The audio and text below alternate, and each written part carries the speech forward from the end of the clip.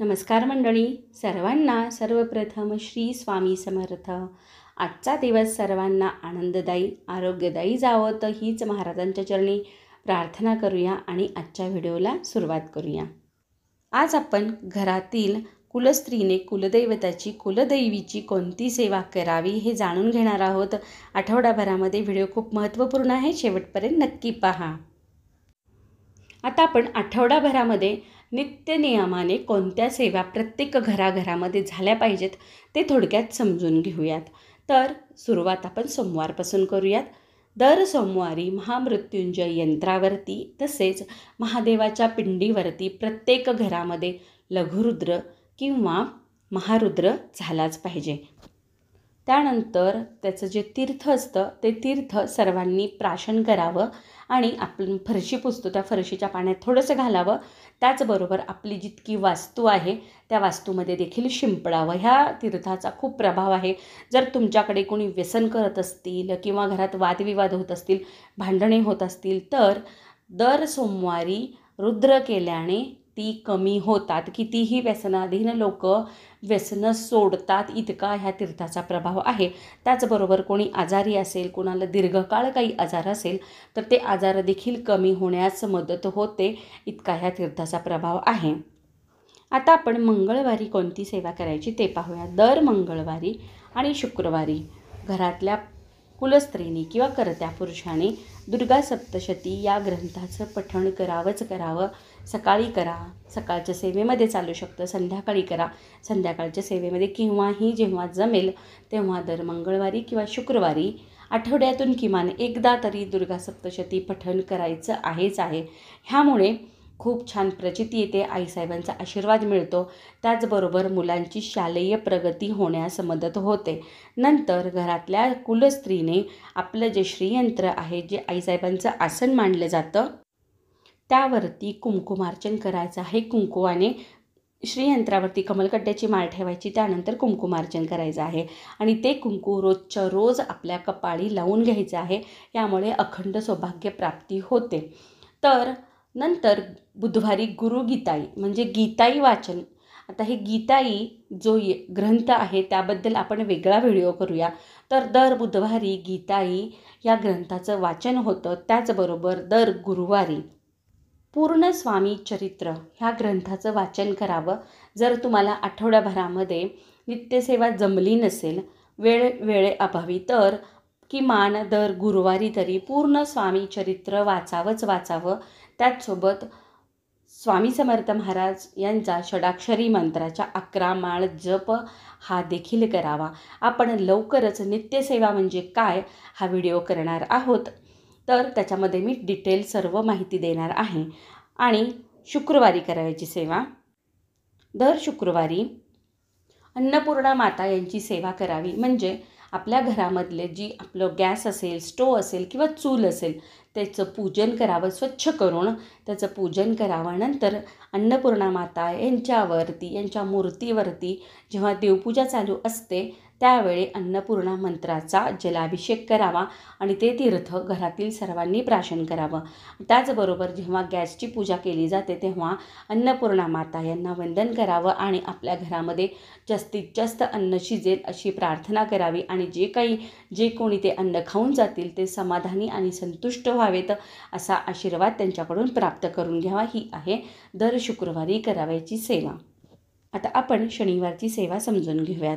तर शनिवारी संध्याकाळच्या सेवेमध्ये म्हणजे 6 आणि 7 या दरम्यान घरातील कुलस्त्रीने किंवा कर्त्या पुरुषाने देवासमोर बसून उदबत्ती म्हणजे दिवाबत्ती म्हणतो आपण त्याला, दिवाबत्ती झाल्यानंतर देवाकडे तोंड करून बसून हातामध्ये म्हणजे उजव्या हातामध्ये पिवळ्या मोहरी, त्याचबरोबर जो आपलं भस्म असतं उदबत्ती किंवा धूप लावलेलं म्हणजे आपण सेवा करताना लावतो ते चिमूटभर घ्यायचं आहे त्या पिवळ्या मोहरींसोबत उजव्या हातामध्ये आणि 11 वेळेस कालभैरवाष्टकम, 11 वेळेस वल्गसूक्त म्हणायचं आहे.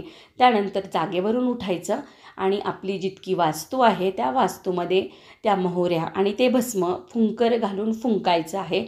ह्यामुळे घरातील जर काही नकारात्मक शक्ती आलेली असेल तर ती निघून जाते आणि बाहेरून जरी कोणी आलं आणि त्याच्या पायाने जरी ती नकारात्मक शक्ती आलेली असेल ती देखील राहत नाही. आपण म्हणतो कुणाची नजर लागते किंवा कुणाची वाईट नजर पडते, ती देखील नजर आपल्या घरामध्ये पोहोचू शकत नाही, इतका ह्या सेवेचा प्रभाव आहे. त्यामुळे प्रत्येक घरामध्ये दर शनिवारी ही सेवा झालीच पाहिजे. जर तुम्हाला 11 वेळेस जमत नसेल कालभैरवाष्टकम किंवा वल्गसूक्त तर किमान एक वेळेस तरी घ्या, कळकळीची विनंती आहे. दर शनिवारी ही सेवा करा. नंतर ते फुंकर मारून हातपाय धुवून यायचे आणि परत आपल्या नित्यसेवेला लागायचं. अशी ही सेवा आहे शनिवारची. त्याचबरोबर जर तुम्ही मल्हारी सप्तशती 51 किंवा 108 वाचण्याचा संकल्प केला असेल तर शनिवारी मल्हारी सप्तशती पठण करण्यास काही हरकत नाही आहे.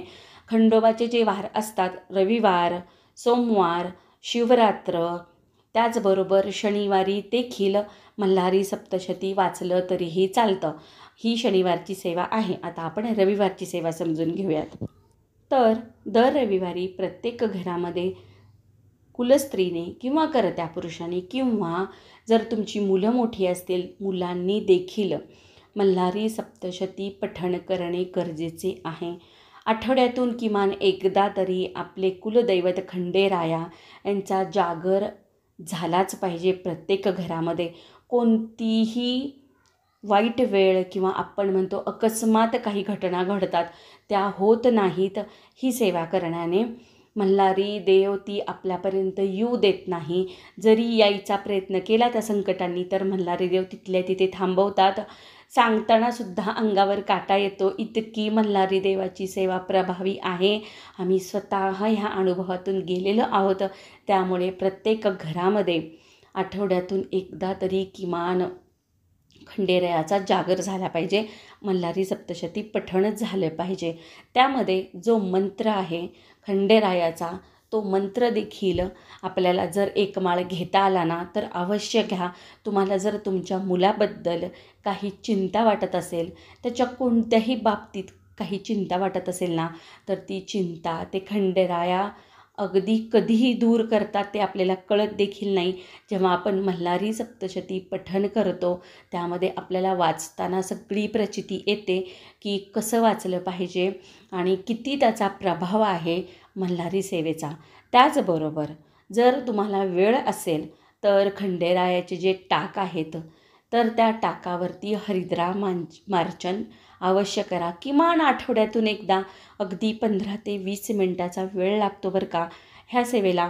पण ती हळद जी असते ना ती हळद खूप प्रभावी होते जेव्हा आपण खंडेरायाची नावे घेऊन हरिद्रा मार्चन करतो तेव्हा. हरिद्रा मार्चन झाल्यानंतर ती हळद गोळा करायची, एका डब्बीमध्ये भरून ठेवायची आणि दररोज प्रत्येकाने चिमूटभर हळद दुधामध्ये किंवा कोमट पाण्यामध्ये घ्यावी. त्यामुळे रोगप्रतिकारक शक्ती वाढतेच वाढते. पण जे आता सध्या आजारांचं थैमान चालू आहे, आपण वेगवेगळे आजार ऐकतो की प्रत्येकाचं काहीतरी चालू असतं, तर ते आजार आपल्यापर्यंत पोहोचत नाही. इतकी मल्हारी देवाच्या हळदीचं महत्त्व आहे. त्यामुळे ही सेवा करून त्याचा अनुभव नक्की घ्या. तर अशा ह्या आठवड्याभराच्या सेवा मी थोडक्यात सांगण्याचा प्रयत्न केलेला आहे. आपण प्रत्येक वारी सेवा घेणारच आहोत. मी कोणती सेवा केली हे मी सांगणारच आहे. त्याचबरोबर आपण नित्यसेवा काय करायची, कशी करायची हा देखील व्हिडिओ लवकरच करणार आहोत. तर केलेली सेवा महाराजांच्या चरणी रुजू करते आणि तुमचा निरोप घेते. नवीन व्हिडिओमध्ये भेटण्यासाठी व्हिडिओ पाहिल्याबद्दल खूप खूप मनापासून कृतज्ञता व्यक्त करते, धन्यवाद व्यक्त करते. तुम्ही सगळेजण खूप भरभरून प्रेम देत आहात. खूप छान वाटतं. छान छान कमेंट येत आहेत, पर्सनल मेसेजेस पण येत आहेत आणि व्हिडिओच्या खाली पण कमेंट छान येत आहेत. ते पाहून भारावून जातं बरं का मन. तर असंच प्रेम देत राहा आणि भेटूयात नवीन व्हिडिओमध्ये. तुम्हाला कोणता व्हिडिओ, कोणती सेवा पाहायला आवडेल, त्याचबरोबर आपण दैनंदिनी देखील आपल्या सेवेची रोजच्या रोज आणणार आहोत. चला तर मग नवीन व्हिडिओमध्ये भेटूया. सगळ्यांना मनापासून श्री स्वामी समर्थ.